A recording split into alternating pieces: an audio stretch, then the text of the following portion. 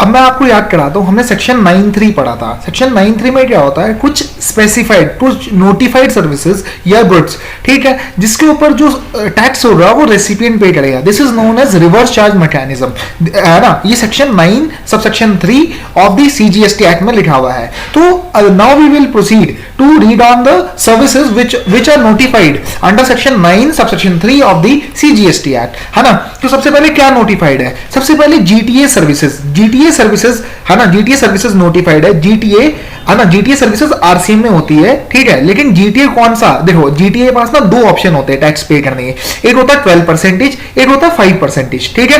तो जो GTA 12% opt करता है तो उसे तो फॉरवर्ड चार्ज में ही GST पे करना पड़ता है, ठीक है, उसे तो फॉरवर्ड चार्ज में ही GST पे करना पड़ता है और उसे कॉरस्पॉन्डिंगली ITC मिल जाता है, ठीक है। अब जो GST eight the rate of 5% है उसमें क्या होता है, उसमें RCM लगता है, ठीक है, और रेसिपिएंट को टैक्स देना पड़ता है और वो उसका ITC ले सकता है। बस ये इंपॉर्टेंट पॉइंट है। पहले जैसे यहाँ पे ना कंफ्यूजन करते थे लोग कि GST eight the rate of 5% में ITC नहीं मिलता, ठीक है, ऐसा कुछ नहीं है। 5% में तो उसे ITC नहीं मिलता जो सप्लायर होता है, ठीक है, उसे ITC नहीं मिलेगा ना, क्योंकि वो तो अब कौन सा ITC मिलेगा जब टैक्स तो रिवर्स चार्ज में पे हो रहा है, तो ITC थोड़ी ना मिलेगा उसे। तो ये फंडा है। फंडा क्या है कि अगर 12% में सप्लायर देता है तो टैक्स लगेगा फॉरवर्ड चार्ज में, GTA में, ठीक है। मैं आपको ना एक नोटिफिकेशन याद कराता हूं, ठीक है, उसमें क्या है, transportation by road other than GTA and courier is exempt, मतलब कोई भी ट्रांसपोर्टेशन बाय रोड, है ना, अदर देन GTA और कोरियर इज एग्जम्प्ट, मतलब GTA और कोरियर के अलावा जितने भी ट्रांसपोर्टेशन बाय रोड होते हैं, मतलब जैसे मान लो वो क्या बोलते हैं, जो अपने बुलक कार्ट्स होती है या फिर जो गाय घोड़ों के साथ जो चलती है, तो इन सारों के ऊपर GST लग नहीं सकता। मतलब सिर्फ दो ही चीजों के ऊपर GST लग सकता है, वो है GTA और कोरियर सर्विसेज, ठीक है। अब GTA में जो टैक्स लगता है ना वो रिवर्स चार्ज में लगता है, ठीक है। फंडा ये है कि GTA में जो टैक्स लगता है वो रिवर्स चार्ज में लगता है, ठीक है। तो GTA who has not opted for tax at the rate of 6%, मतलब 12% हो गया टोटल और 6% हो गया हाफ CGST एक्ट के लिए, ठीक है। GTA who has not opted, ठीक है, यहां पे देखो GTA है who has not opted for CGST at the rate of 6%, अगर वो किसी को सप्लाई करता है और वो सप्लाई किसे करता है, अगर उसका नाम है BPCSF, ठीक है, BP means body corporate partnership firm, C से कोऑपरेटिव सोसाइटी, S से सोसाइटी, F से फैक्ट्री, ठीक है, BPCSF और एक कोई रजिस्टर्ड पर्सन या फिर कैजुअल रजिस्टर्ड पर्सन, है ना, कैजुअल रजिस्टर्ड पर्सन होना चाहिए बंदा। अब आप समझो कि कैजुअल टैक्सेबल पर्सन को तो हमेशा रजिस्ट्रेशन चाहिए होता है एज पर सेक्शन 24 वो केसेस बताता है जिसमें कंपलसरी रजिस्ट्रेशन चाहिए होता है। तो अब देखो हमारा फंडा क्या बना, देखो BPCSF, ठीक है, BPCSF और रजिस्टर्ड पर्सन और including casual registered taxable person, ठीक है। कैजुअल टैक्सेबल पर्सन को वैसे तो कंपलसरी रजिस्ट्रेशन होता है, लेकिन सिर्फ एक ही केस में उसे एग्जम्पशन है, वो है हैंडीक्राफ्ट गुड्स को, ठीक है। तो हैंडीक्राफ्ट गुड्स वाले कैजुअल टैक्सेबल पर्सन को अगर आप GTA की सर्विसेज देते हो और उसका टर्नओवर सिर्फ 20 लाख और 10 लाख तक है, मतलब आप समझो आप बात, कॉन्सेप्ट क्या है, देखो कैजुअल टैक्सेबल पर्सन को तो हमेशा रजिस्टर्ड होना पड़ता है, तो वो ऑब्वियस ही बात है इस वाले क्लॉज में आ जाएगा एनी रजिस्टर्ड पर्सन, ठीक है। लेकिन आप समझो अगर कैजुअल टैक्सेबल पर्सन को सिर्फ एक केस में रजिस्टर्ड नहीं होना पड़ता, अगर वो डील करता है हैंडीक्राफ्ट गुड्स में, ठीक है, हैंडीक्राफ्ट गुड्स में, और उसका टर्नओवर जो है वो 20 लाख और 10 लाख से कम, 20 लाख से कम है, ठीक है। हैंडीक्राफ्ट गुड्स में गुड्स के लिए क्या होता है, 20 लाख का टर्नओवर होता है, तो 20 लाख से टर्नओवर अगर उसका कम है तो उसे रजिस्ट्रेशन लेने की जरूरत नहीं होती। तो इसका मतलब क्या हुआ, अगर GTA सर्विसेज देता है कैजुअल टैक्सेबल पर्सन को तो always RCM accept in one case, ठीक है। वो केस है अगर वो casual taxable person handicraft goods में डील करता है, ठीक है, और उसका टर्नओवर 20 लाख तक है, तो फिर वो वाली जो सर्विस होती है वो एग्जम्प्ट हो जाती है ना, एक एग्जम्पशन नोटिफिकेशन है। अगर मैं अब आपको लिंक करूं पूरी चीजें, ठीक है, तो आप देखो, अब आप माइंड में समझो, देखो एक एग्जम्पशन भी है। एग्जम्पशन GTA में क्या है वो मैं समझाता हूं पहले आपको। अगर GTA, है ना, GTA सर्विसेज देता है किसी, क्या बोलते हैं, अनरजिस्टर्ड पर्सन को, है ना, किसी अनरजिस्टर्ड पर्सन को, लेकिन वो अनरजिस्टर्ड कौन नहीं होना चाहिए, वो ये नहीं होना चाहिए BPCSF, मतलब बॉडी कॉर्पोरेट को अगर मिलता है तो इसे हमेशा RCM देना पड़ेगा। BPCSF मतलब ये भले ही अनरजिस्टर्ड हो तब भी इन्हें RCM पे टैक्स देना पड़ेगा। इसका मतलब क्या हुआ, इन्हें कंपलसरी रजिस्ट्रेशन लेना पड़ेगा, क्योंकि जो सर्विसेज RCM में नोटिफाइड होती है उसके रेसिपिएंट को कंपलसरी रजिस्ट्रेशन लेना होता है। तो फंडा ये है कि GTA who has not opted for tax at the rate of 6%, मतलब उसने 5% वाली टैक्स रेट चूज करी है, तो उस सप्लायर को, मतलब GTA को तो ITC नहीं मिलेगा और जो रेसिपिएंट है वो 5% से टैक्स पे करेगा और उसका ITC मिलेगा, रेसिपिएंट को मिलेगा, लेकिन सप्लायर को नहीं मिलेगा, ऑब्वियस सी बात है। तो अगर GTA who has not opted for tax at the rate of 6% supplies to BPCSF, ठीक है, BP body corporate partnership firm cooperative society, society and factory, ठीक है, फैक्ट्री है ना, और registered person including casual registered person, ठीक है, casual taxable person को हमेशा रजिस्ट्रेशन चाहिए एक्सेप्ट इन वन केसेस। तो अगर इन सारों को सप्लाई करता है तो वो क्या होगा, it will be taxable under RCM, ठीक है। अगर इनके अलावा सप्लाई करता है टू एन अनरजिस्टर्ड पर्सन, ठीक है, to an unregistered person including unregistered casual taxable person, ठीक है, जो हैंडीक्राफ्ट वाला बंदा था, ठीक है, तो वो क्या है, एग्जम्प्ट है। मतलब अगर मैं हैंडीक्राफ्ट वाले को सप्लाई करता हूं जीटीए सर्विसेज तो वो एग्जम्प्ट है। तो अब आप समझो, ठीक है ना, हर रजिस्टर्ड पर्सन को टैक्सेबल है, ठीक है। लेकिन अब एक इसमें एक नोटिफिकेशन है, वो मैं समझाता हूं, एग्जम्पशन नोटिफिकेशन है, रिवर्स चार्ज मैकेनिज्म नहीं लगेगा, ठीक है, रिवर्स चार्ज मैकेनिज्म नहीं लगेगा। अगर देखो मैंने क्या बोला, रजिस्टर्ड पर्सन पे हमेशा रिवर्स चार्ज लगता है, लेकिन अब मैं बोल रहा हूं सिर्फ इसकी एक एक्सेप्शन है, जब जीटीए की सर्विसेज रजिस्टर्ड पर्सन को प्रोवाइड की जा रही है और रिवर्स चार्ज नहीं लगेगा। वो है अगर वो कोई department of the central government और स्टेट गवर्नमेंट है, या वो लोकल अथॉरिटी है, या फिर वो गवर्नमेंटल एजेंसी है, और उसने सिर्फ रजिस्ट्रेशन इसलिए लिया है कि उसे टीडीएस काटना है अंडर सेक्शन 51, ठीक है, तो उसे टीडीएस काटना है अंडर सेक्शन 51, इसलिए उसने रजिस्ट्रेशन लिया है, ठीक है। तो अगर जीटीए सर्विसेज देता है to a registered person who is department, local authority या फिर गवर्नमेंटल एजेंसी, तो इट इज एग्जम्प्ट, इसे एग्जम्प्ट भी कर दिया और इसके ऊपर आरसीएम तो लग ही नहीं सकता, ठीक है।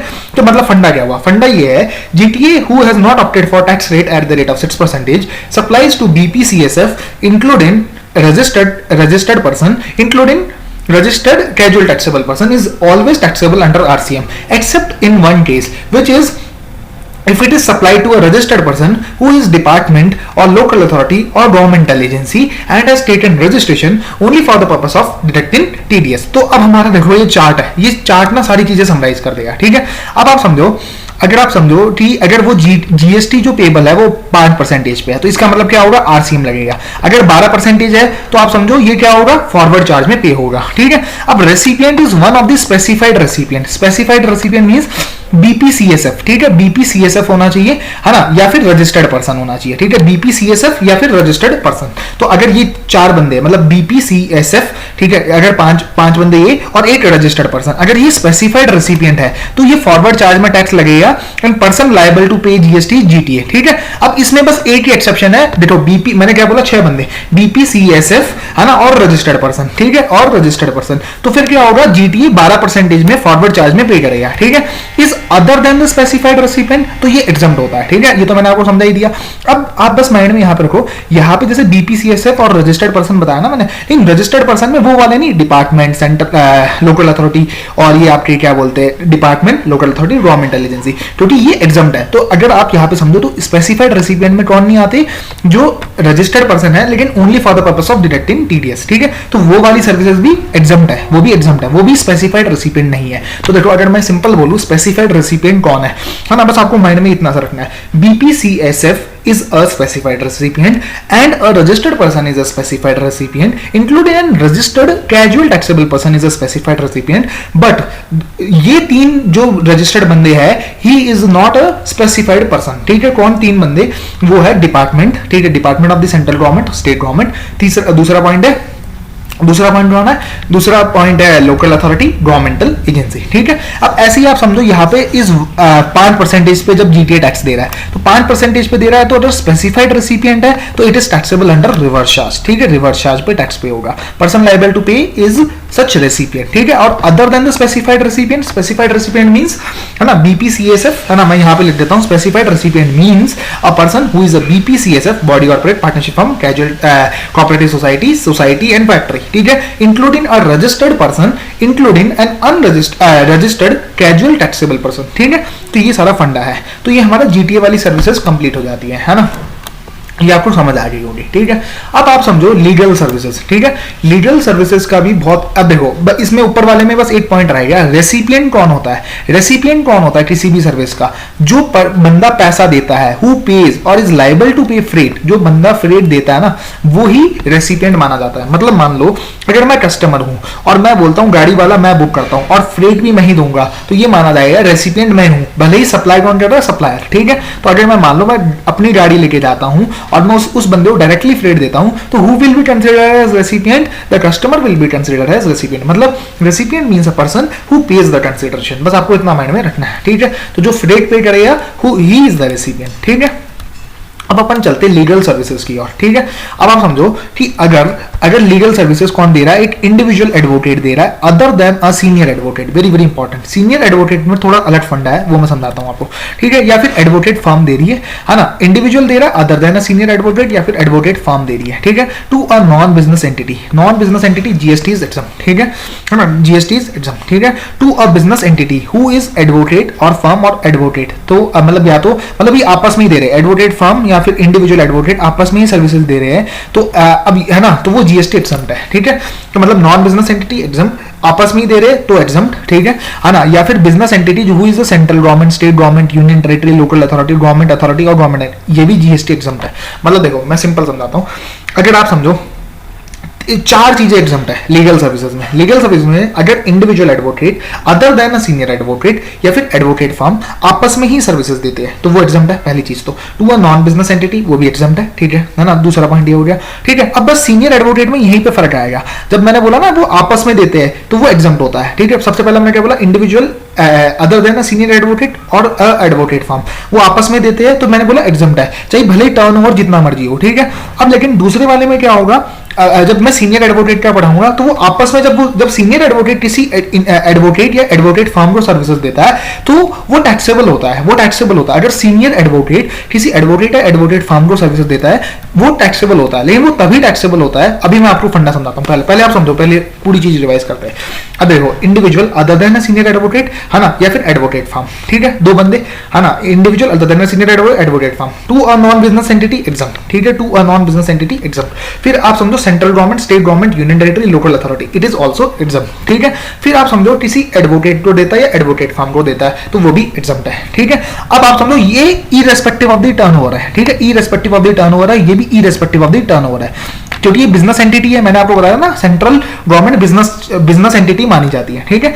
अब ऐसी बिजनेस एंटिटी वो देता है जिसका टर्नओवर पिछले साल में इतना ही है कि उसे रजिस्ट्रेशन नहीं लेना है इस साल, मतलब उसका business entity with turnover of previous year of such amount which keeps it exempted from registration, मतलब उसे रजिस्ट्रेशन लेने की रिक्वायरमेंट नहीं है। तो अगर उस बिजनेस एंटिटी को देता है तो जीएसटी एग्जम्प्ट है, तो जीएसटी एग्जम्प्ट है ना। तो और बाकी केसेस में GST is payable under the reverse charge mechanism, under the reverse charge. ये देखो, जीएसटी इज पेबल बाकी केसेस में, मतलब अगर मैं सिंपल बोलूं तो सिर्फ एक ही केस में जीएसटी पेबल होगा, अगर वो बिजनेस एंटिटी को दिए जा रहा है और वो बिजनेस एंटिटी, वो जो बिजनेस एंटिटी है, ये जो बिजनेस एंटिटी है वो अदर देन एडवोकेट फर्म और अदर देन सीजी और एसजी है, ठीक है, और उसका टर्नओवर इतना है कि उसे रजिस्ट्रेशन लेना है। मतलब देखो, बिजनेस एंटिटी को 3 कंडीशन सेटिस्फाई करनी पड़ेगी, ठीक है। कौन कौन सी कंडीशन? वो अदर देन, मतलब अगर मैं इंडिविजुअल एडवोकेट से ले रहा हूं, ठीक है, देखो आप समझो, फंडा समझो, मैं इंडिविजुअल एडवोकेट से ले रहा हूं या फिर एडवोकेट फर्म से ले रहा हूं, तो अब बिजनेस एंटिटी को तब टैक्स देना है आरसीएम में, उसे तभी देना है टैक्स आरसीएम में जब उसका पिछले साल में टर्नओवर इतना था कि उसे रजिस्ट्रेशन लेने की रिक्वायरमेंट है। तो पहला पॉइंट तो ये हो गया। और वो एडवोकेट या एडवोकेट फर्म नहीं है, क्योंकि वो तो एग्जम्प्ट है, और वो सीजी, एसजी, यूटी, एलए नहीं है। तो ये 3 कंडीशन अगर बिजनेस एंटिटी सेटिस्फाई करे तो उसे आरसीएम में टैक्स देना पड़ेगा, ठीक है, तो उसे आरसीएम में टैक्स देना पड़ेगा। अब मैं अगर सीनियर एडवोकेट की बात करूं ना, तो इसमें क्या होता है, सीनियर एडवोकेट में बस फंडा यही खत्म हो जाता है। सीनियर एडवोकेट में बिजनेस एंटिटी को आरसीएम में टैक्स देना पड़ता है, आरसीएम में टैक्स देना पड़ता है।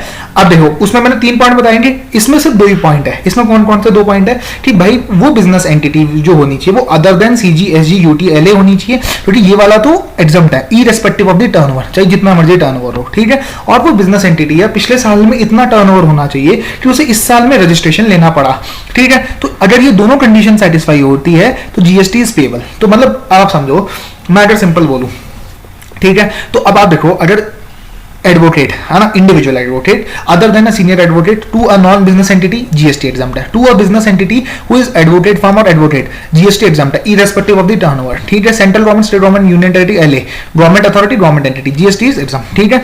अब अदर बिजनेस एंटिटी में एग्जम्प्ट तभी है जब टर्नओवर इतना है कि रजिस्ट्रेशन ना लेना पड़े, तो जीएसटी एग्जम्प्ट। अगर बिजनेस एंटिटी है विद टर्नओवर सच अमाउंट, तो जीएसटी इज पेबल, ठीक है। अब आप सीनियर एडवोकेट में फर्क क्या है, यहाँ पे ये वाली लाइन नहीं है, ये जो बिजनेस एंटिटी जब एडवोकेट फर्म को देता है, मतलब इसमें अगर बिजनेस एंटिटी एडवोकेट फर्म या एडवोकेट है और उसका टर्नओवर 20 लाख से ज्यादा, मतलब रजिस्ट्रेशन वाली लिमिट से ज्यादा है, तो GST is payable under RCM, है ना, GST is payable under RCM, ठीक है। तो अगर लेकिन अगर उसका टर्नओवर ही कम है रजिस्ट्रेशन लेने से, तो फिर तो वो इस वाले पॉइंट में कवर हो जाएगा ना, business entity with turnover of previous year of such amount which keeps it exempted from registration. तो ये फंडा ये है कि अगर एडवोकेट फर्म अगर इस वाले क्लॉज में कवर हो जाता है, ये वाला जिसमें जीएसटी एग्जाम्प्ट है, तो ठीक है, नहीं तो फिर जीएसटी पेबल होता है, भले एडवोकेट या एडवोकेट फर्म को मिल रहा है, ऊपर वाले में जीएसटी पेबल नहीं होता, बाकी सब सिमिलरिटी है, ठीक है। अब यहाँ पे समझो आप, अब इस हिसाब से तो अगर आप देखो, अगर बिजनेस एंटिटी एडवोकेट या एडवोकेट फर्म है और उसका टर्नओवर इतना है कि उसे पिछले साल में रजिस्ट्रेशन लेना था, ठीक है, तो फिर ऑब्वियसली बात है GST is payable under RCM. अब लेकिन वो एडवोकेट और एडवोकेट फर्म तो कैसे जीएसटी पे करेगी, क्योंकि उसका तो रजिस्ट्रेशन ही नहीं होगा, क्योंकि मैंने आपको बताया ना उसकी सर्विसेज तो आ गई रिवर्स चार्ज में, ठीक है। तो अब इन्होंने यहाँ पे एक नोटिफिकेशन डाली और बोला कि भाई जो बंदा अल्टीमेट लिटिगेंट है, मान लो लिटिगेंट है, एप्लीकेंट और पेटिशनर है, मतलब मान लो मैं राम जेठमलानी जी की सर्विसेज लेता हूँ, ठीक है, मैं एक एडवोकेट हूँ, ठीक है, वो सीनियर एडवोकेट है, तो अब क्या होगा, और मेरा जो टर्नओवर है वो इतना टर्नओवर है कि मुझे प्रीवियस ईयर में मतलब रजिस्ट्रेशन लेने की रिक्वायरमेंट है, तो ये मतलब मैं क्या हूँ, मैं लायबल फॉर टैक्स, मतलब मुझे आरसीएम में टैक्स देना है, ठीक है। अब लेकिन मान लो अब मैं क्या देता हूँ, मैं रिलायंस को सर्विसेज देता हूँ आगे, ठीक है, तो अब क्या होगा, जो राम जेठमलानी जी मुझे दे रहे हैं सर्विसेज वो भी आरसीएम में टैक्सेबल होगी, और वो टैक्स कौन देगा, रिलायंस, ठीक है, और जो मैं रिलायंस को दे रहा हूँ वो भी आरसीएम में टैक्सेबल होगी, और टैक्स कौन देगा, रिलायंस। तो इसका मतलब क्या होगा, अल्टीमेटली टैक्स कौन देगा, रिलायंस, है ना। तो मतलब राम जेठमलानी जी जो मुझे दे रहे हैं उस पर भी रिलायंस टैक्स देगा, और जो मैं रिलायंस को दे रहा हूं उसके ऊपर भी रिलायंस ही टैक्स देगा। तो अब यहाँ पे ध्यान से पढ़ो, ठीक है। Business entity located in the taxable territory whose litigant, applicant or petitioner shall be treated as the person who receives the legal services for the purpose of this notification। मतलब जो रिलायंस जो लिटिगेंट है, एप्लीकेंट है या petitioner है, वो ही RCM में liable होगा फॉर पेमेंट ऑफ टैक्स। ये आपको फंडा समझना है, ठीक है। तो ये भी हमारी सर्विसेज हो जाती है। अब आप समझो आर्बिट्रल ट्राइब्यूनल अदर सर्विसेज देता है टू अ बिजनेस एंटिटी, कोई भी बिजनेस एंटिटी हो। यहाँ पे वो वाली लिमिट नहीं है कि business entity who is liable for registration, ऐसा कुछ नहीं है। मतलब चाहे 1 रुपए का भी टर्नओवर हुआ है ना उस बिजनेस एंटिटी का, तो भी उसे आरसीएम में टैक्स देना पड़ेगा और उसे कंपलसरी रजिस्ट्रेशन लेना पड़ेगा। तो आर्बिट्रल ट्राइब्यूनल अगर सर्विसेज देता है टू अ बिजनेस एंटिटी, है ना। तो अब अभी आप माइंड में याद रखना, शेड्यूल 3 में हमने पढ़ा था कि कोर्ट और ट्राइब्यूनल की services out of scope of supply होती है, लेकिन tribunal does not include arbitral tribunal, ठीक है। और आर्बिट्रल ट्राइब्यूनल की services is taxable under RCM. मतलब कोर्ट और ट्राइब्यूनल की वैसे तो services out of scope of supply होती है, but tribunal does not include arbitral tribunal and it is taxable under RCM. बस आपको ये फंडा माइंड में रखना है, ठीक है। अब अपन चलते स्पॉन्सरशिप में, है ना। स्पॉन्सरशिप में बड़ा सिंपल है, कोई भी पर्सन अगर किसी बॉडी कॉर्पोरेट या फिर पार्टनरशिप फर्म को अगर स्पॉन्सरशिप सर्विसेज देता है, जैसे मान लो है ना, मतलब कोई भी बंदा, ठीक है, कोई भी बंदा, एनी पर्सन बॉडी कॉर्पोरेट या पार्टनरशिप फर्म को स्पॉन्सरशिप सर्विसेज देता है, तो it is taxable under RCM, है ना, ये फंडा। अब जैसे मान लो कि जैसे बीसीसीआई ना वीवो आईपीएल को स्पॉन्सरशिप सर्विसेज देता है, तो बीसीसीआई इसे दे रहा है वीवो आईपीएल को, है ना। पहले जैसे देता था, अब तो चलो वो वीवो आईपीएल हट चुका है। तो बीसीसीआई पहले जब वीवो आईपीएल को सर्विसेज देता था, तो any person, BCCI any person हो गया, टू अ बॉडी कॉर्पोरेट और partnership firm, it is taxable under RCM. बस आपको ये फंडा माइंड में रखना है, ठीक है। स्पॉन्सरशिप सर्विसेज, ठीक है। अब आप समझो टीडीआर और एफएसआई कुछ नहीं होता। ये क्या होते हैं, ये क्या होते हैं, जैसे बिल्डिंग बनाने के राइट्स होते हैं, टीडीआर और फ्लोर स्पेस इंडेक्स। मतलब एक तरीके से समझो बिल्डिंग को कंस्ट्रक्ट करने के लिए लैंड जो हम ट्रांसफर करते हैं ना, उसे बोलते हैं ट्रांसफरेबल डेवलपमेंट राइट्स, ठीक है। मतलब उस लैंड को डेवलप करने के जो राइट्स होते हैं ना वो, ठीक है। और long term lease of 30 years और मोर, है ना। इसमें जो पीरियोडिक रेंट भी और अपफ्रंट अमाउंट। अब देखो एक होता है कि मतलब मान लो लॉन्ग टर्म लीज दी ना मैंने, तो एक तो मुझे अपफ्रंट अमाउंट मिला होगा, ठीक है। मुझे जब मैंने लॉन्ग टर्म लीज दी तो मुझे क्या मिला होगा, अपफ्रंट अमाउंट और एक कुछ पीरियोडिक रेंट मिलता होगा। तो दोनों में क्या होगा, टैक्स जो देगा रिवर्स चार्ज में देगा रेसिपिएंट। तो देखो होता क्या है, मैंने अगर अपनी लीज पे लैंड दी तो सप्लायर ऑफ सर्विसेज मैं हूं, और रेसिपिएंट कौन है, वो प्रमोटर, ठीक है। तो promoter will be taxable under RCM, ठीक है। तो मतलब आप सिंपल से समझो टीडीआर या फिर एफएसआई, ठीक है। TDR FSI long term lease पे अगर आपने 30 साल या ज्यादा की लीज दी है और उस पर चाहे पीरियोडिकल रेंट हो या फिर अपफ्रंट अमाउंट हो, दोनों इज टैक्सेबल अंडर आरसीएम। मतलब TDR FSI long term lease is taxable under RCM and tax is payable by the promoter of the project, ठीक है। तो कोई भी सप्लायर हो उससे कोई फर्क नहीं पड़ता, एनी पर्सन, है ना। और promoter will be liable to pay tax. अब आपको यहाँ पे एक पॉइंट यहाँ पे ध्यान रखना है, एक एग्जम्पशन नोटिफिकेशन है।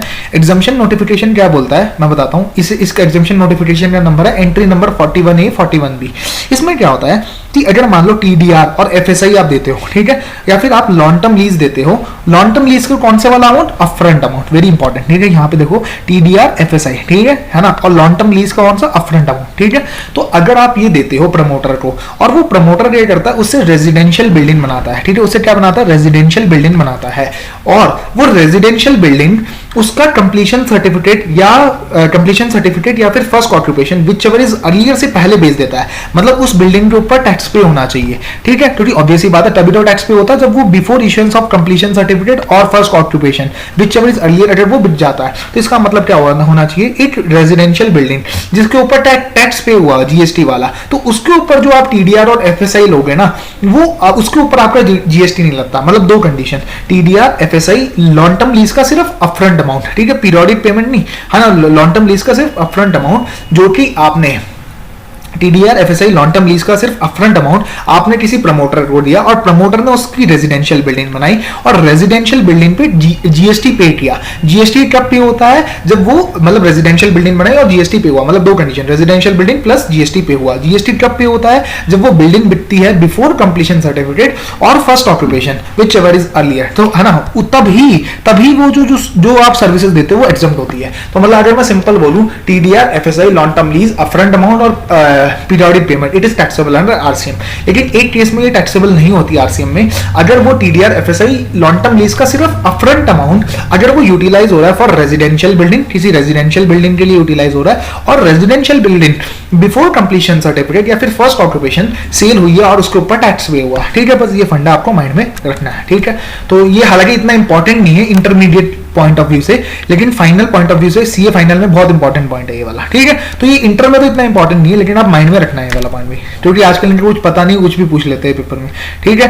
तो अब देखो, डायरेक्टर अगर सर्विसेज देता है टू अ कंपनी और अ बॉडी कॉर्पोरेट, तो it is taxable under RCM. तो अभी कौन से डायरेक्टर की बात हो रही है, ये हो रही है इंडिपेंडेंट डायरेक्टर की बात। तो देखो, अगर होल टाइम डायरेक्टर है तो वो तो एम्प्लॉयर रिलेशनशिप में आ जाएगा और वो शेड्यूल 3 में बाहर हो जाएगा, it is not a supply. अगर एम्प्लॉय को सर्विसेज देता है, एम्प्लॉयर को सर्विसेज देता है इन the course of employment, it is out of scope of supply. तो ये जो डायरेक्टर जो आ रहा है, ये जैसे सिट इन फीस होती है ना, डायरेक्टर सिट इन फीस, तो it is taxable under RCM. जैसे इंडिपेंडेंट डायरेक्टर की, होल टाइम डायरेक्टर की भी सिट इन फीस है ना, सिट इन फीस क्या होती है, it is taxable under RCM, है ना। तो वो क्या होता है, वो डायरेक्टर कोई अदर सर्विसेज दे रहा है इन द कोर्स ऑफ एम्प्लॉयमेंट नहीं, जैसे कोई एक प्रोफेशनल सर्विस देता है ना, ठीक है। तो डायरेक्टर अगर कंपनी या बॉडी कॉर्पोरेट को जैसे इंडिपेंडेंट डायरेक्टर सर्विसेज देते हैं, तो जो डायरेक्टर सिट इन फीस होता है ना, उसके ऊपर आरसीएम लगता है, ठीक है, ये फंडा है। अगर आप in the course of employment दे रहे हो ना, तो वो तो out of scope of supply है। जैसे अगर होल टाइम डायरेक्टर सैलरी लेता है तो उसके ऊपर जीएसटी नहीं लग सकता, क्योंकि वो इन द कोर्स ऑफ एम्प्लॉयमेंट है, फंडा ये है ना। लेकिन अगर वही बोर्ड मीटिंग अटेंड करने ही पैसा लेता है वो, ठीक है, तो वो क्या है, इन द कोर्स ऑफ एम्प्लॉयमेंट तो है नहीं, तो it is taxable under RCM, ठीक है। तो director sit in fees is taxable under RCM, ठीक है। अगर इंश्योरेंस एजेंट है ना, इंश्योरेंस एजेंट सर्विसेज देता है इंश्योरेंस कंपनी को, it is taxable under RCM, ठीक है। अगर रिकवरी एजेंट सर्विसेज देता है to a banking company, financial institution और एनबीएफसी, वेरी वेरी इंपॉर्टेंट, यहाँ पे ध्यान रखना, banking company, financial institution, NBFC तीनों है। अब जब आप बिजनेस फैसिलिटेटर वाला पढ़ोगे ना, बिजनेस फैसिलिटेटर यहाँ पे देखो, है ना, जब बिजनेस फैसिलिटेटर पढ़ोगे तो यहाँ पे सिर्फ बैंकिंग कंपनी है, यहाँ पे एनबीएफसी नहीं है। तो आपको ये समझना है कि रिकवरी एजेंट में तो बैंकिंग कंपनी, फाइनेंशियल इंस्टीट्यूशन और एनबीएफसी दोनों है, ठीक है। लेकिन अगर बिजनेस फैसिलिटेटर अगर बैंकिंग कंपनी को सर्विसेज देता है, अगर बिजनेस फैसिलिटेटर बैंकिंग कंपनी को सर्विसेज देता है, तो वहां पे एनबीएफसी कवर नहीं है, ये फंडा है, ठीक है। ऑथर, अगर ऑथर सर्विसेज देता है पब्लिशर को, तो publisher will be liable to pay tax under reverse charge mechanism, ठीक है। लेकिन यहाँ पे एक ऑप्शन है, और ऑथर अगर रजिस्ट्रेशन ले लेता है, और ऑथर अगर रजिस्ट्रेशन ले लेता है और वो डिक्लेरेशन दे देता है, और वो 8 साल तक इस ऑप्शन को विड्रॉ नहीं कर सकता जिस दिन उसने ये एक्सरसाइज किया है, और वो ये डिक्लेयर करता है इनवॉइस पे कि वो फॉरवर्ड चार्ज में टैक्स पे करेगा, तो वो अपने ऑप्शन पे फॉरवर्ड चार्ज में भी टैक्स पे कर देता है। मतलब फंडा ये है कि अगर ऑथर पब्लिशर को सर्विसेज देता है, तो publisher is the person liable to pay tax, ठीक है। लेकिन कुछ कंडीशंस में अगर ऑथर चाहे तो वो भी टैक्स पे कर सकता है, अगर वो रजिस्ट्रेशन ले ले, वो डिक्लेरेशन फाइल कर दे, और वो ये ऑप्शन नहीं विड्रॉ करेगा फ्रॉम 1 ईयर, है ना, 8 साल तक नहीं विड्रॉ करेगा, और ये इनवॉइस पे भी वो डिक्लेयर कर दे तो क्या होगा, तो रिवर्स चार्ज नहीं लगेगा और फिर फॉरवर्ड चार्ज लगेगा। मतलब आपको ये बहुत इंपॉर्टेंट एंट्री है, माइंड में रखना है। मतलब ऑथर चाहे तो फॉरवर्ड चार्ज में दे सकता है, ठीक है, उसके पास ये ऑप्शन है, ठीक है, ये माइंड में रखना है आपको, ठीक है। लेकिन यही आप अगर देखो म्यूजिक कंपोजर, फोटोग्राफर, आर्टिस्ट और द लाइक, अगर म्यूजिक कंपनी, प्रोड्यूसर और द लाइक को सर्विसेज देते हैं in relation to the original dramatic musical artistic work, तो रिवर्स चार्ज में टैक्स पे होगा और म्यूजिक कंपनी, प्रोड्यूसर और the like will be liable to pay tax. मतलब फंडा ये है कि ऑथर के पास तो ये ऑप्शन है कि वो फॉरवर्ड चार्ज में दे सकता है, लेकिन इनके पास ऑप्शन नहीं है, म्यूजिक कंपोजर, फोटोग्राफर, आर्टिस्ट और मतलब और एनी अदर पर्सन, ठीक है। तो अगर वो म्यूजिक कंपनी को वर्क देते हैं in relation to the original, very important word is original dramatic work, ठीक है, ओरिजिनल को माइंड में रखना, मतलब ओरिजिनल वर्क होना चाहिए तभी वो रिवर्स चार्ज में आता है, अदरवाइज फॉरवर्ड चार्ज, ठीक है। तो ये आपको माइंड में रखना पड़ेगा, ठीक है। अब रेंटिंग ऑफ मोटर व्हीकल, तो इसके लिए बस मैं आपको एक ही शब्द बोलूंगा कि व्हेन जीएसटी इज पेबल, ठीक है, व्हेन जीएसटी इज पेबल, तो मैंने बोला and the rate is 5%, when GST is payable at the rate of 5%, है ना, और by a person other than a body corporate to a body corporate. मतलब देखो रिवर्स चार्ज कब लगता है, जब other than a body corporate to a body corporate services मिली हो, है ना, अगर other than a body corporate to a body corporate services मिलती है और वो जो टैक्स रेट है वो 5% वाली टैक्स रेट है, मतलब अदर देन 12%, मतलब अदर देन 5% वाली रेट है, तो उसके ऊपर तो फॉरवर्ड चार्ज ही लगेगा। अगर आप देखो यहाँ पे अगर 12% वाली रेट है ना, तो 12% वाली रेट है तो ऑलवेज फॉरवर्ड चार्ज, ठीक है।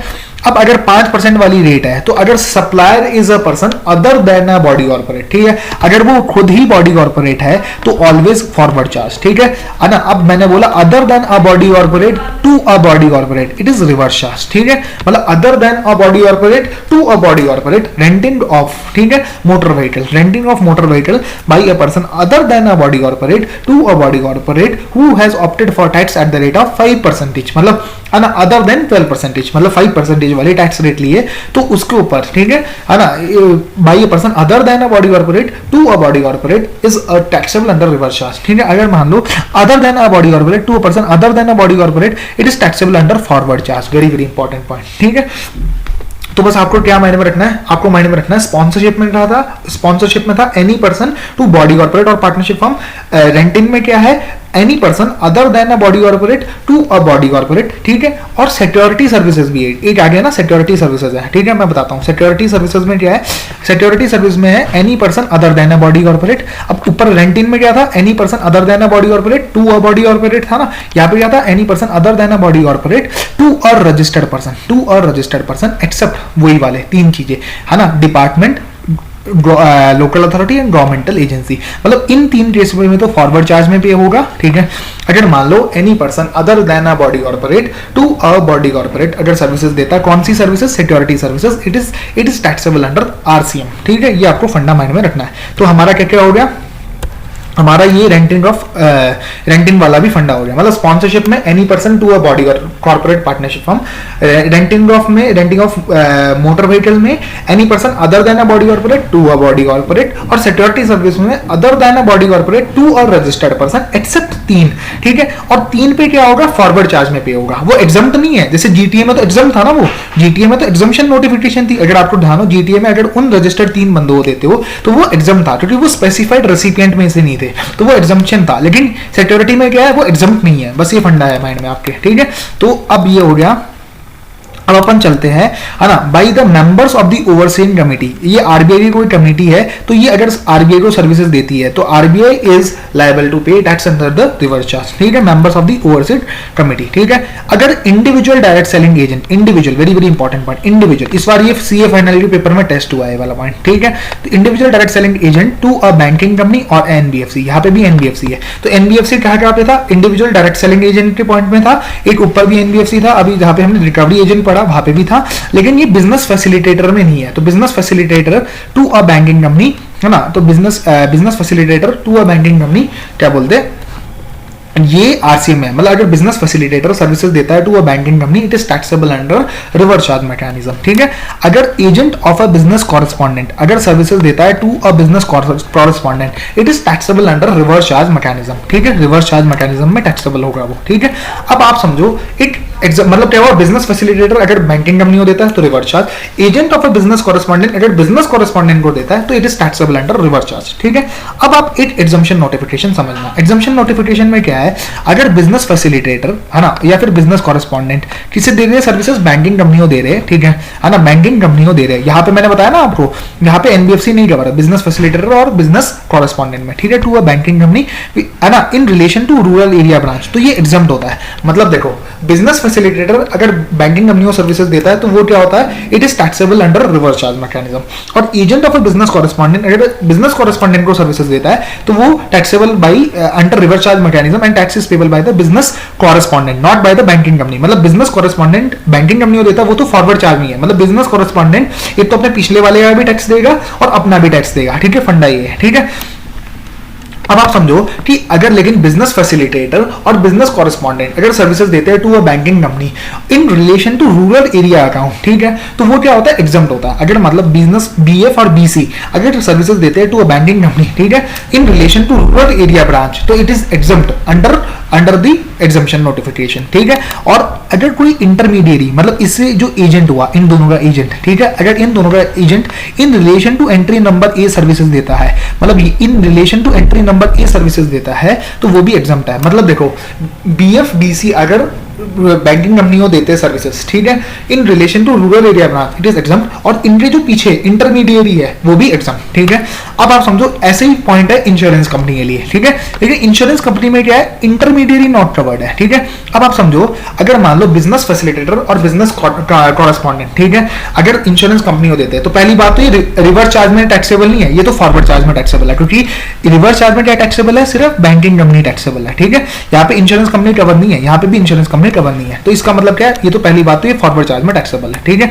लेकिन अगर वो रूरल एरिया ब्रांच से रिलेटेड है तो वो एग्जम्प्ट है, ठीक है, रूरल एरिया ब्रांच से रिलेटेड है तो वो एग्जम्प्ट है। मतलब अगर मैं आपको सिंपल शब्दों में बोलूं, देखो चार चीजें, ठीक है। अगर बिजनेस फैसिलिटेटर बैंकिंग कंपनी को सर्विसेज देता है तो वो आरसीएम में टैक्सेबल होता है, लेकिन वो तभी टैक्सेबल होगा जब वो रूरल एरिया ब्रांच से रिलेटेड होगा, ठीक है। अगर बीसी बैंकिंग कंपनी को देता है तो वो फॉरवर्ड चार्ज में टैक्सेबल होता है, लेकिन वो तभी टैक्सेबल होगा जब वो other than rural area branch हो, ठीक है। मतलब रूरल एरिया ब्रांच वाले तो एग्जम्प्ट है ना। अब ऐसे समझो, आप इंटरमीडिएरी अगर बिजनेस फैसिलिटेटर को देता है तो वो आरसीएम में नहीं, वो एफसीएम में टैक्सेबल होता है, ठीक है। तो अगर इंटरमीडिएरी बिजनेस फैसिलिटेटर को सर्विसेज देता है तो वो एफसीएम में टैक्सेबल होता है, लेकिन वो तभी टैक्सेबल होगा जब वो other than rural area branch हो, ठीक है। ऐसी agent of business correspondent to a business correspondent it is taxable under reverse charge, लेकिन वो तभी टैक्सेबल होगा if it is in relation to other than rural area branch, ठीक है। अब आपको बस यहाँ पे ये पॉइंट माइंड में रखना है कि जहां पे इंश्योरेंस कंपनी है ना वहां पे इंटरमीडिएरी नहीं कवर है। मतलब अगर बीएफ और बीसी इंश्योरेंस कंपनी को सर्विसेज देते हैं तो सिर्फ वो माफ है,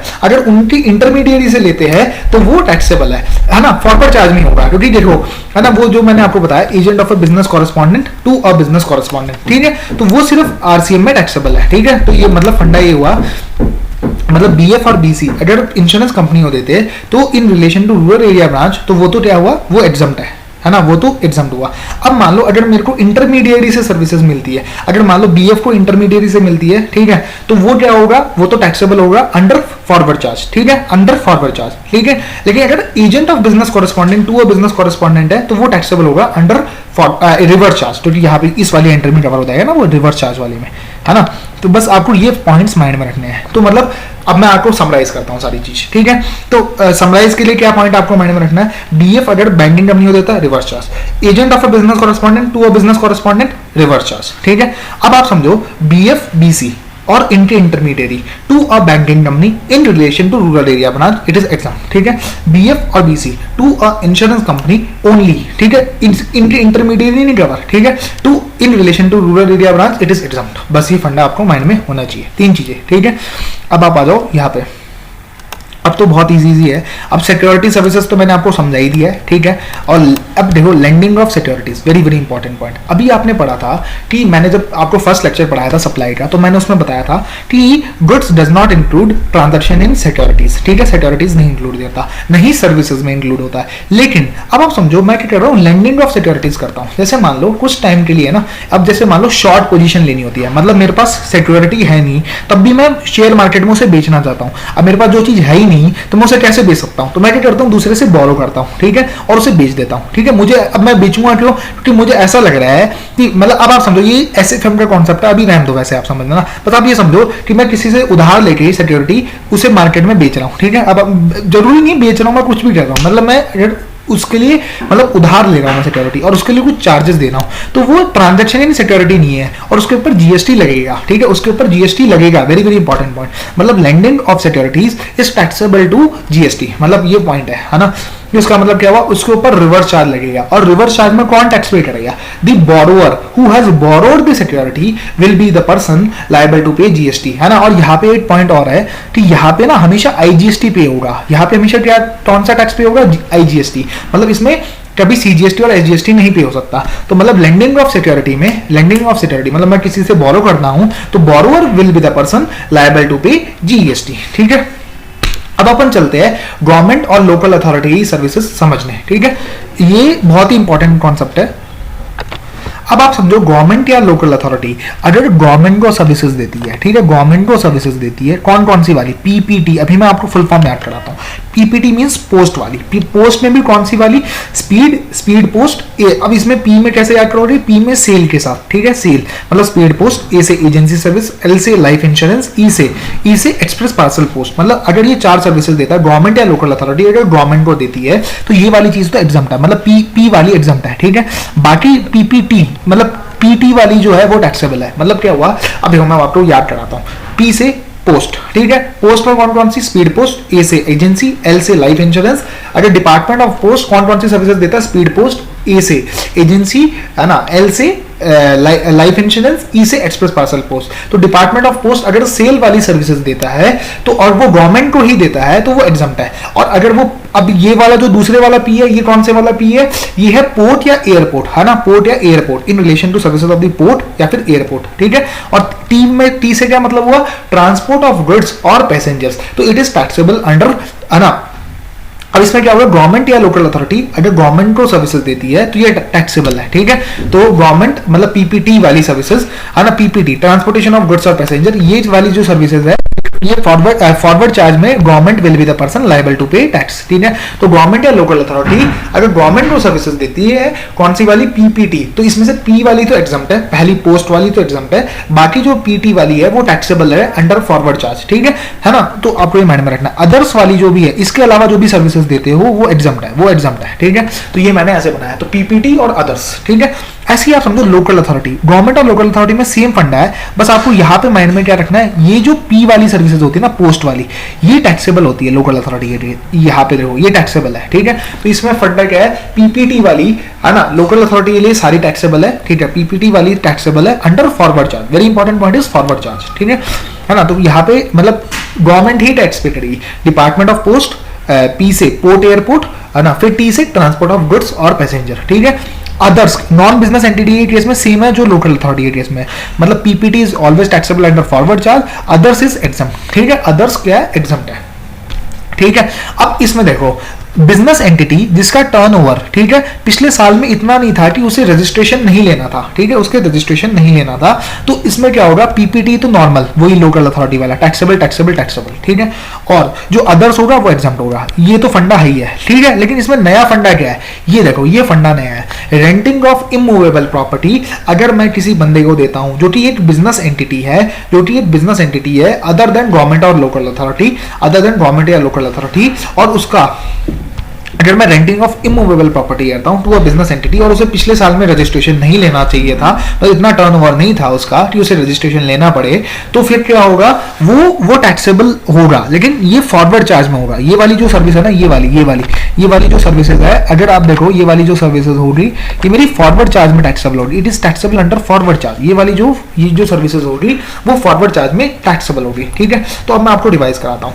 गवर्नमेंट या लोकल अथॉरिटी अगर गवर्नमेंट को सर्विसेज देती है पीपीटी वाली, तो पी वाली तो एग्जम्प्ट है, बाकी पीटी वाली टैक्सेबल है और अदर्स एग्जम्प्ट है, ठीक है। लोकल अथॉरिटी में PPT is taxable, others is exempt, ठीक है। नॉन बिजनेस एंटिटी में PPT is taxable, others is exempt, ठीक है। PPT is taxable and others is exempt, ठीक है। ऐसे ही बिजनेस एंटिटी के केस में जिसका टर्नओवर पिछले साल में इतना नहीं था कि उसे रजिस्ट्रेशन लेना पड़े, तो अगर पीपीटी वाली है तो वो टैक्सेबल अंडर फॉरवर्ड चार्ज है, और वो रेंटिंग ऑफ इमूवेबल प्रॉपर्टी वाली है तो भी वो टैक्सेबल है अंडर फॉरवर्ड चार्ज मैकेनिज्म, है ना, only if the consideration is greater than 5000। मतलब अब ये आपको पॉइंट माइंड में रखना है कि जब जब देखो ये जो 5000 वाला पॉइंट है ना, ये सबके ऊपर, मतलब अगर गवर्नमेंट कोई भी सर्विसेज देता है और उसकी कंसिडरेशन 5000 तक होती है तो उसके ऊपर टैक्स नहीं लगता। लेकिन ये वाली जो रिक्वायरमेंट है ना, वो 3 सर्विसेज के ऊपर नहीं लगता, वो होता है पीपीटी, ठीक है। पीपीटी के ऊपर मतलब अब आप सोच लो ना, पोस्ट में तो 20-30 रुपए लेते हैं हमसे सिर्फ, लेकिन तब भी उसके ऊपर जीएसटी लगता है। तो मतलब पीपीटी वाली सर्विसेज में अगर 1 रुपया भी अमाउंट है तो हमेशा टैक्स लगता है, ठीक है, हमेशा टैक्स लगता है। लेकिन बाकी केसेस में अगर 5000 रुपए तक की सर्विसेज देता है government in a financial year तो उसके ऊपर टैक्स नहीं लगता। तो रेंटिंग ऑफ इमूवेबल प्रॉपर्टी में टैक्स तभी लगेगा अगर वो बिजनेस एंटिटी को मिल रही है और उसका पिछले साल में इतना टर्नओवर नहीं था कि उसे रजिस्ट्रेशन लेना पड़े, तो टैक्स तभी लगेगा, वो भी फॉरवर्ड चार्ज में लगेगा। Government will be liable to pay tax, है ना, government will be the person liable to pay tax, लेकिन ओनली इफ कंसिडरेशन एक्सीड्स ₹5000, है ना। ये 5000 वाली लिमिट कहां पे नहीं लगती, जहां पे पीपीटी वाली सर्विसेज हो, मतलब post, port, airport, transport of goods और पैसेंजर, ठीक है। अब आप समझो अदर बिजनेस एंटिटी को अगर सर्विसेज मिलती है तो पीपीटी वाली तो टैक्सेबल है फॉरवर्ड चार्ज में, पीपीटी वाली is taxable under forward charge, and renting of immovable property taxable है अंडर आरसीएम। वेरी इंपॉर्टेंट, यहाँ पे फर्क क्या है, यहाँ पे फॉरवर्ड चार्ज था, यहाँ पे फॉरवर्ड चार्ज था, यहाँ पे रिवर्स चार्ज है, ठीक है। यहाँ पे रिवर्स चार्ज है, लेकिन रिवर्स चार्ज तभी लगेगा जब वो 5000 से ऊपर है, ठीक है, 5000 से ऊपर है। अदर्स भी is taxable under reverse charge, reverse charge में टैक्सेबल है, यहाँ पे तो एग्जाम्प्ट हो जाती है, लेकिन यहाँ पे टैक्सेबल है under reverse charge only if the consideration exceeds ₹5000, ठीक है। तो मैं आपको ये वाली एग्जाम्पशन मतलब पूरा तैयार कराता हूँ, ठीक है। तो गवर्नमेंट या लोकल अथॉरिटी अगर गवर्नमेंट को सर्विसेज देती है पीपीटी वाली,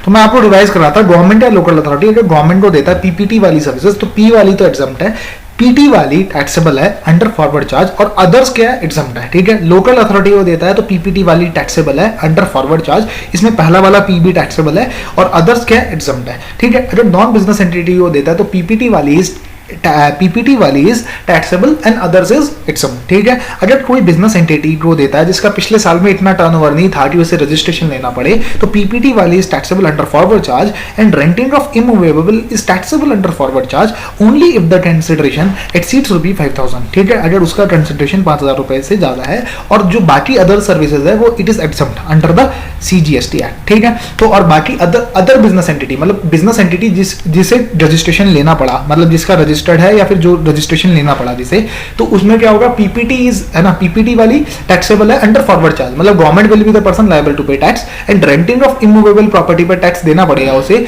अंडर रिवर्स चार्ज में business entity will be the person liable to pay tax, लेकिन तभी देना पड़ेगा जब कंसिडरेशन 5000 से ज्यादा है। सिमिलरली अदर सर्विसेज के लिए भी उसे टैक्स देना पड़ेगा, लेकिन तभी देना पड़ेगा जब कंसिडरेशन 5000 से ज्यादा है, और वो आरसीएम में बिजनेस एंटिटी को टैक्स पे करना पड़ेगा। तो मतलब आरसीएम सिर्फ 2 जगह पे है, अगर रेंटिंग ऑफ इमूवेबल मिल रहा है, रेंटिंग ऑफ इमूवेबल प्रॉपर्टी उस बिजनेस एंटिटी को मिल रहा है जिसका पिछले साल में इतना टर्नओवर था कि उसे मतलब रजिस्ट्रेशन लेना पड़ता, ठीक है, या फिर वो ऑलरेडी रजिस्टर्ड है, मतलब जिसे पिछले साल में रजिस्ट्रेशन लेना पड़ता, उसका टर्नओवर इतना था, तो फिर वो रिवर्स चार्ज में टैक्सेबल है। और अदर्स के केस में भी वो तभी टैक्सेबल है जब वो पिछले साल में उसे रजिस्ट्रेशन लेना पड़ता। तो ये फंडा है, बस आपको इतना माइंड में रखना है। तो यहाँ पे हमारा आरसीएम की सारी एंट्रीज कंप्लीट हो रही है। प्लीज आप अपने कमेंट सेक्शन में लिखना कि कैसे आपको ये वीडियोस लग रही है, and do subscribe to my channel, and please hit the like button.